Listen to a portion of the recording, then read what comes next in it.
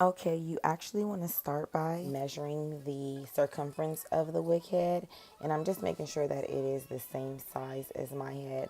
And what you want to do is go around, and then also you want to measure from ear to ear. Well, basically not ear from ear, but you just want to make sure that your wig is customized. Well, the cap is customized to the exact measurements of your whole head, not just their circumference. Because a lot of times people measure their circumference, but if it's too big and bulky, it'll sag in the back. So basically, what I did was all the excess cap, I'm just sewing it together.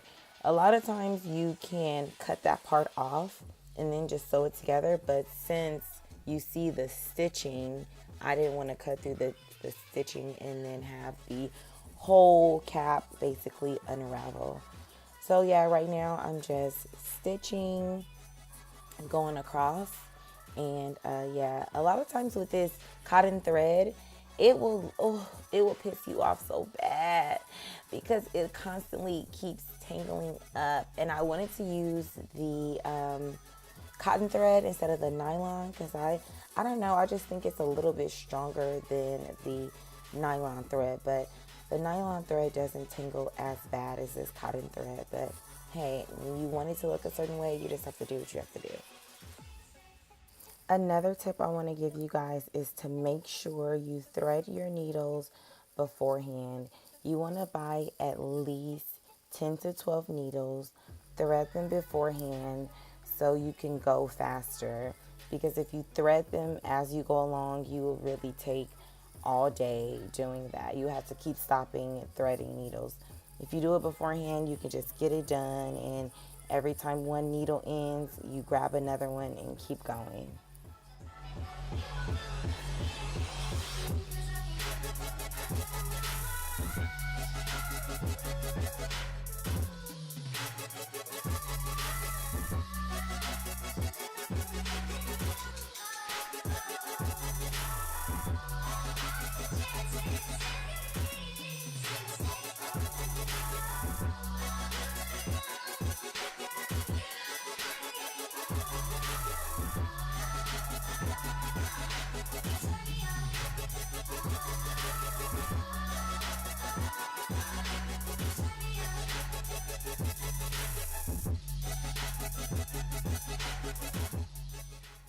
Okay, yeah, we're at the end of that, so you want to make sure that you tie it off and make sure that it's very secure and clip it. So with the bottom of the excess cap, you want to stitch it the same way you did the top. Moving on, the hair that we're using is from Kendra's Hair Boutique. It's I believe I got a 22, 20, and an 18-inch bundle. So starting off with the first bundle, we're gonna use those T-pins that I showed you. You can get those from any like craft store or fabric store. They usually have them. And I use it because it makes it a lot easier pinning the tracks exactly where you want it to go. So when you start sewing, it's very easy. You're able to just get through it way faster than holding the track and sewing at the same time. When I used to do that, it will take me an hour and like a half to get through just the bottom half of my wig. And since I've been using the little pins, life has gotten way easier. Okay, so we're gonna just start from that small little point right here at the end of the track. We're gonna go through the cap first and stick it right into the track, and yeah, start our stitch from there. I hope that you guys can see it really well, and if you can't, just know that I am putting the needle through the cap and then through the weft. So I'm not going over the weft, I'm going straight through the weft. And you want to make sure you do that on your first 2 to 3 stitches to make sure that the weft is really secure to the cap, because you do not want your wefts coming loose. You want to make sure they're really tight and snug to the cap, and then after that you are able to sew around the weft and not through the weft, if that makes any sense.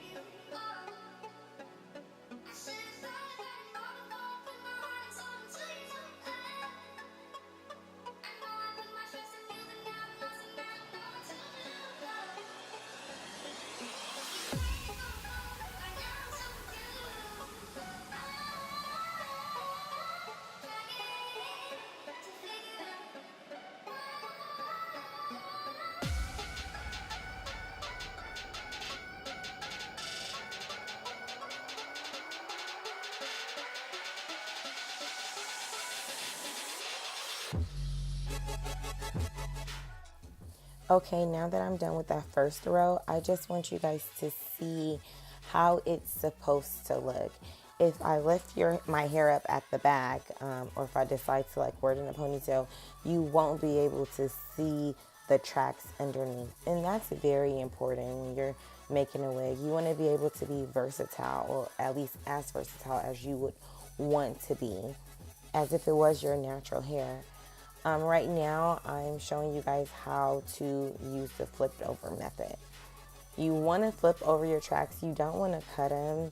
A lot of times at the top, I do start to cut them, maybe like one or two of the tracks, but throughout the entire wig, I try to not cut my wefts to reduce the possibility of my hair shedding at all. You want to keep these bundles and keep this wig for as long as possible, because the hair is not cheap. It's really expensive. So you want to make sure that you're getting your money's worth. So yeah, flip over those tracks, ladies. Do not, or gentlemen, do not cut your wefts. Flip over those wefts and ensure the longevity of your wig. And we're going to just continue sewing the same way we did on the first track. We're going around the weft and not through the weft, and we're going to just continue that throughout.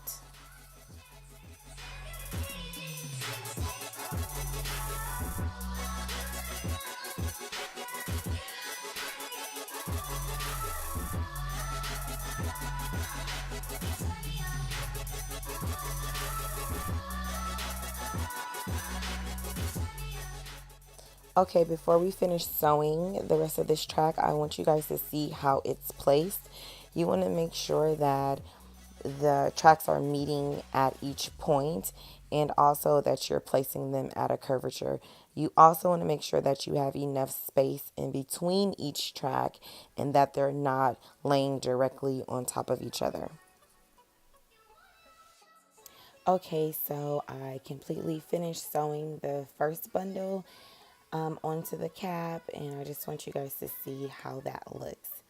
So yeah, I'm gonna start on my second bundle, and using the same method that I used at the bottom, I'm still curving all of my tracks, and I'm just sewing them and using the flip over method. Another thing I wanted to add is that I always sew through the wefts when I'm at the edge of the elastic band, because I just want to make sure that it's secure to the cap before I curve the weft to sew it onto the rest of the part of the cap.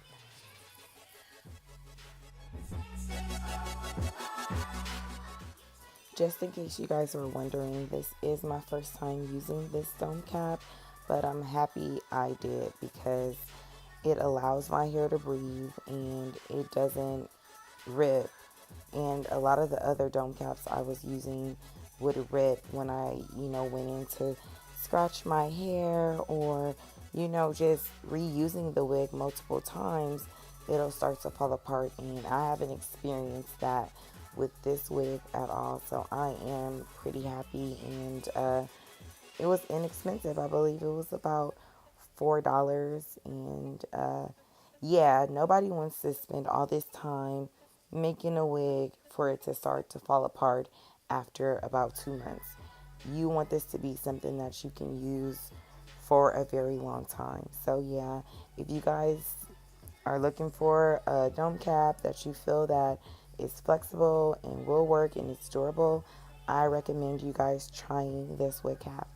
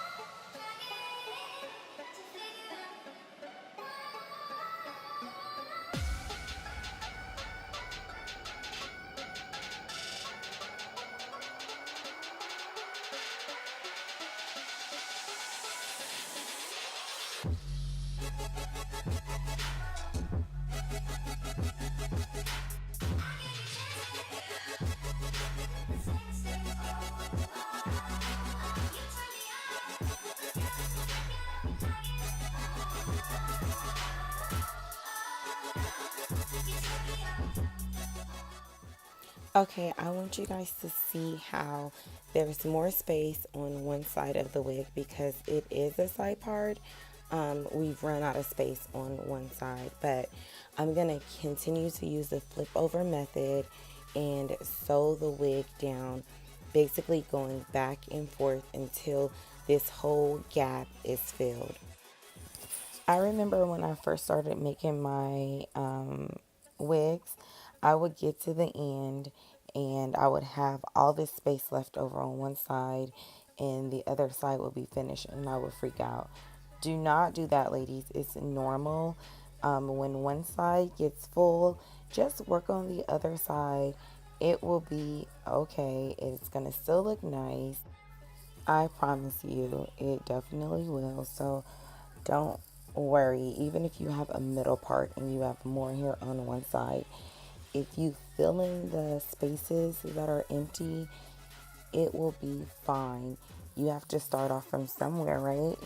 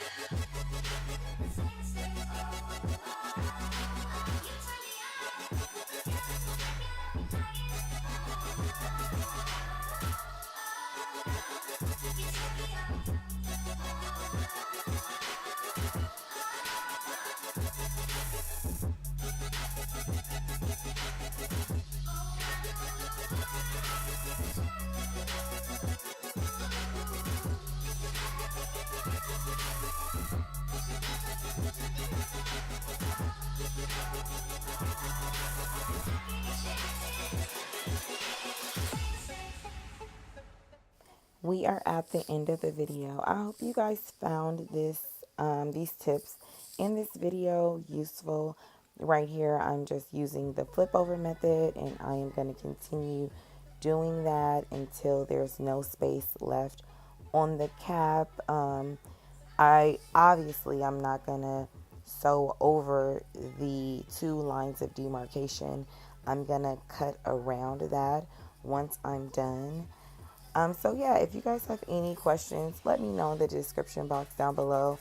Let me know how you make your wig, and if you have any suggestions or tips I can use to making my wigs easier. Don't forget to subscribe and give this video a thumbs up. Also, I have a video that I will link down below of me styling this wig.